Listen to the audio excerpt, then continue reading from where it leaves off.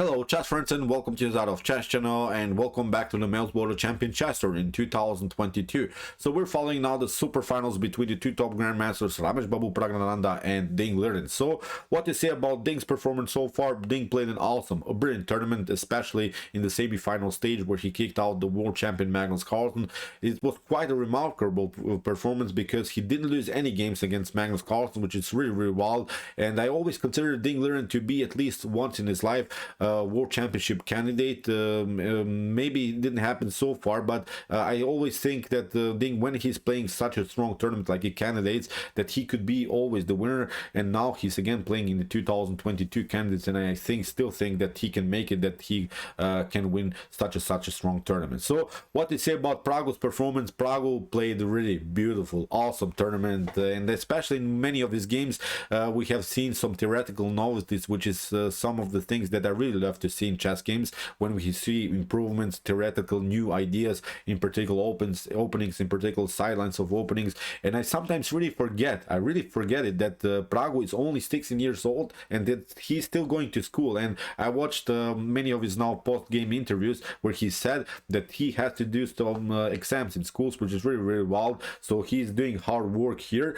in this tournament, where you face Liren, where you face Anish Giri, where you face the top grandmasters in the world, and then you still have to go and do some tough work in school, because you know, school can be the most beautiful thing in your life, but it can be also the toughest thing in your life, especially when some exams are coming and you sometimes even have to spend 5-6 hours studying in your books. As I said, it's quite a wild thing what Praggo is doing, but he's of course a talented kid, but he's also doing hard work, and that's a combination that I think will work for him for sure. So let's see now what happened in the super finals in the day one. I will cover now one great game, and then I will reveal the result after the day one. So we're following now a game in which Praggo played with the white pieces and Ding played with the black pieces, and it was, I think, a very often played position. That's what I like about this game, and that's why I decided to show this game.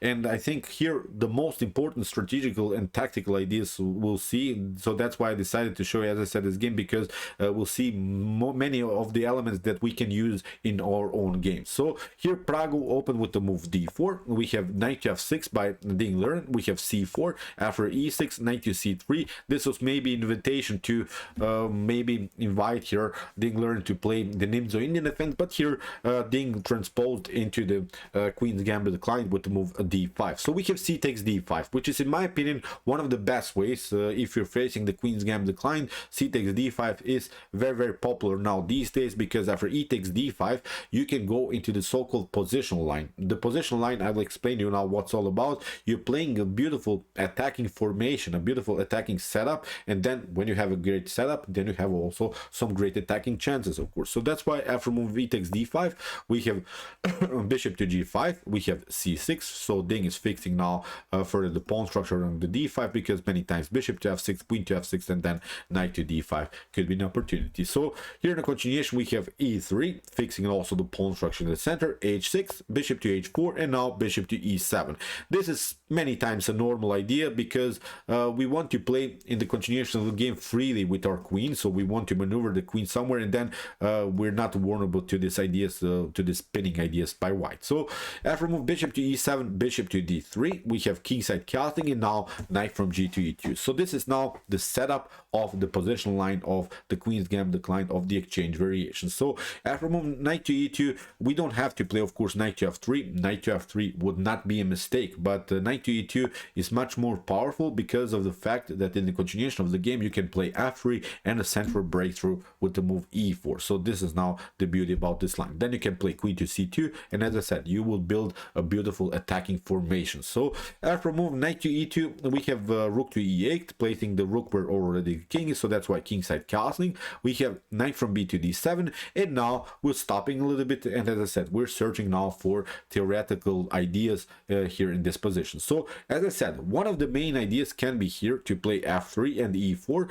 or you could launch a early flank attack, a so-called minority attack on the queen side, because many times in these types of structures minority attack is perfectly fine. What we're trying to do in the minority attack is maybe trade off these two pawns, the a pawn and the b pawn, for the a pawn and the b pawn of blacks, and then black would be left maybe with the backward pawn on c6. If you could just imagine now the same position but without the a pawn and the b pawn. Now then black would be left with the backward pawn on c6 and will be left also with the weak square on c5. So this is now the main idea of the minority attack. But there are now two ways to play the minority attack. You can play the move a4, a5, or you can play rook to b1 with b4. And I always liked more this idea rook to b1 with b4. In the continuation of the game, you see also why maybe this idea is quite better than this idea that Pragg pulled off. He played now the move a4, which is not a wrong decision. This is not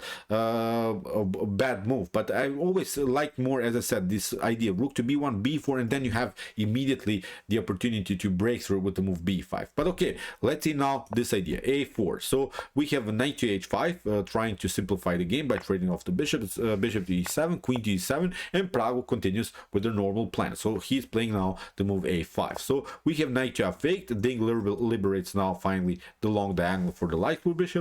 We have knight to c1, which is now a beautiful maneuver. If you want to play, of course, knight to b3, and then you want to play knight to c5. But look at this. If you would have already have your pawn on b4, then this maneuver knight to b3 and knight to c5, in my opinion, would be much more powerful. So that's why I always liked more this idea. Rook to b1, b4, knight to b3, and then knight to c5. Then you would have really great grip around the square c5, and then you could push further, maybe b5, then also maybe a5, a4, a5, a6, and similar stuff. So okay, after move knight to c1, Ding retreats with the knight on f6. We have knight to b3, and here rook to b8. So Ding is sensing that this knight could come on c5, so that's why Ding is preparing now the move b6, which could stop this kind of an idea. So here in the continuation, after queen to c2, we have this idea b6. Never ever allow Rameshbabu Praggnanandhaa to come on the square c5. And okay, we have to say it, Pragg played so far really a decent game, but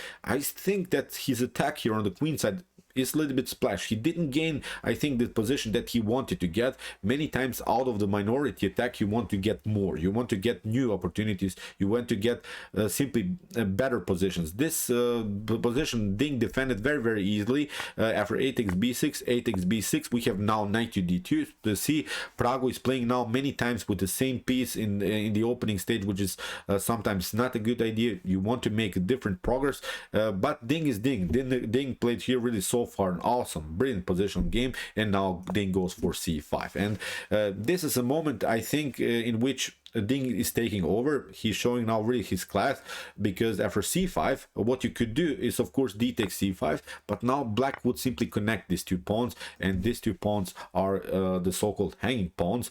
This is now the so-called hanging pawn structure, but these are flexible, mobile pawns, and many times you can use these pawns in order to break through. You can play d4, you can play c4, you can create really some different ideas. You can play bishop to e6, fix the pawn structure further, getting this rook behind, so you can play now really wild, flexible ideas with the dynamic pawn structure. So okay, after move c5, now comes the critical moment of the game, in which Pragg didn't react correctly. He played now knight to f3 and allowed now Ding the beautiful idea which black will play many times, and it's this move c4. Now the game changes into the so-called majority attack, because in the beginning Pragg played the so-called minority attack. He tried to force some weaknesses by playing this 2 versus 3 attack on the queen side, but now with the move c4, actually Ding is taking over, because he will play now b5, b4. He will get something out of this majority attack, because he has now an advantage on the queen side. He has now 2 pawns against 1 pawn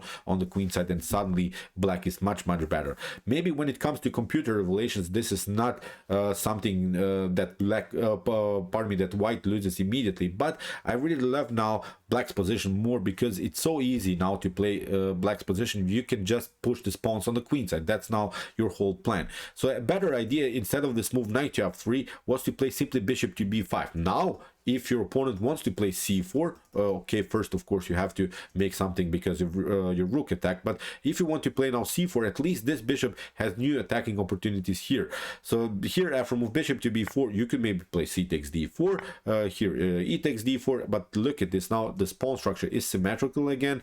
Nothing wild can happen on the queen side, nothing wild can happen also here in the center of the board, so this would be probably in equal position. But after move knight to f3, as we said, Ding played the beautiful move c4, bishop to f5, and Ding is continue with his normal plan b5, b4, b3, c3 will happen, and there's nothing that you can do against this. This is now the problem of white. White cannot counterplay anymore on the queen side. So here, as I said, Ding is simply taking over. We have knight to e5, we have bishop to f5, bishop to f5, and a beautiful move here by Ding. He played now immediately b4, although knight to c6 seems tempting, but actually this is not working because you get queen to d6. You could maybe take out here the rook, but now we simply take, and now we have to escape with your knight maybe to a6, but we'll take out this pawn, and we would simply connect these two pawns, and the game should be over. So let's see, maybe you trying this one would take, maybe you can play it like this, but we play simply c3, knight to e4, c2, b1 will happen. So it's something that I think white can resign immediately. So after move knight to e2, we have rook to a8, beautiful move again by Ding. We have now knight to f4, we have knight to e6, and now we have knight to h5. Here Pragg is trying to simplify the game, which is okay, perfectly fine, because you want to trade off more pieces. You want maybe to reach rook endgame, where of course these two pawns wouldn't be such a huge problem if maybe the knights are off the board, maybe if the queens are off the board. But here after move knight to h4, Ding plays the normal knight to e4, although actually knight to h5 would be perfectly fine, because probably Ding was scared about one particular tactic, but actually this tactic would not work. Look at this. This is really wild what could have happened. This wasn't played in the game, but I really loved this line, this possible line. After move knight to h5, you can maybe try knight to g5, again trying to occupy the weak e4 square. And now after move h5, h4, knight to e4, look at this.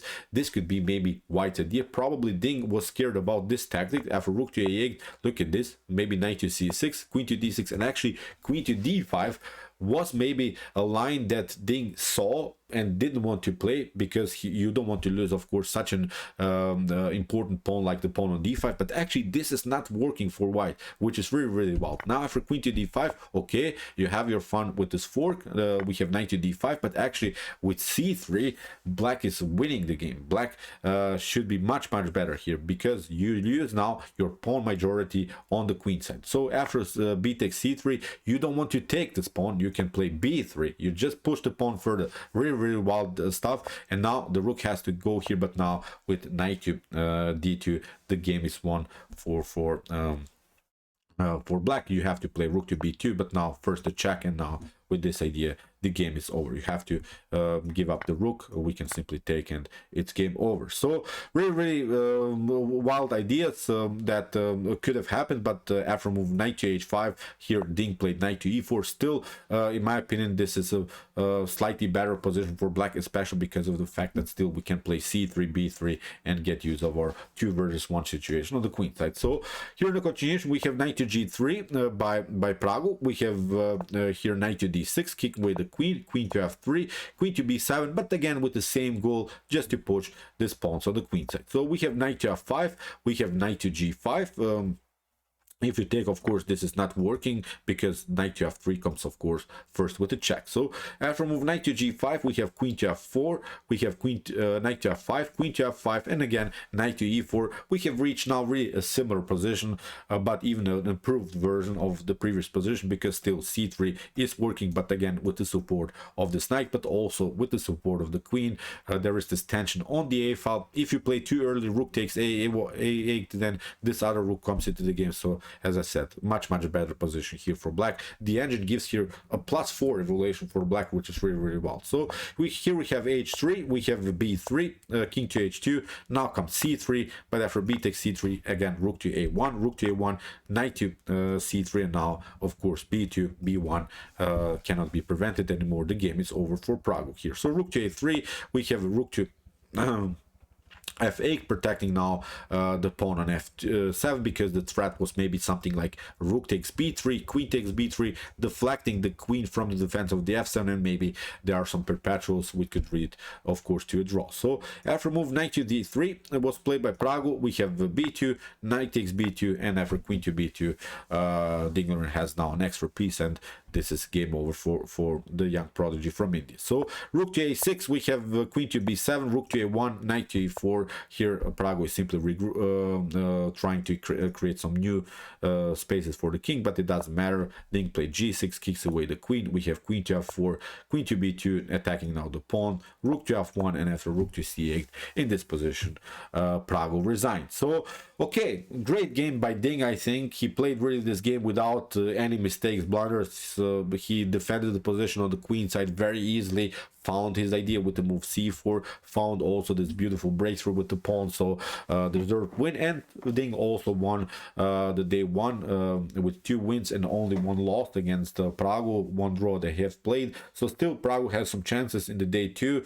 Maybe he finished his exams and has now maybe more time for chess. As I said, it's really a dynamic time now for Praggo. We have to understand that maybe maybe chess is not now the most important thing for him in his life.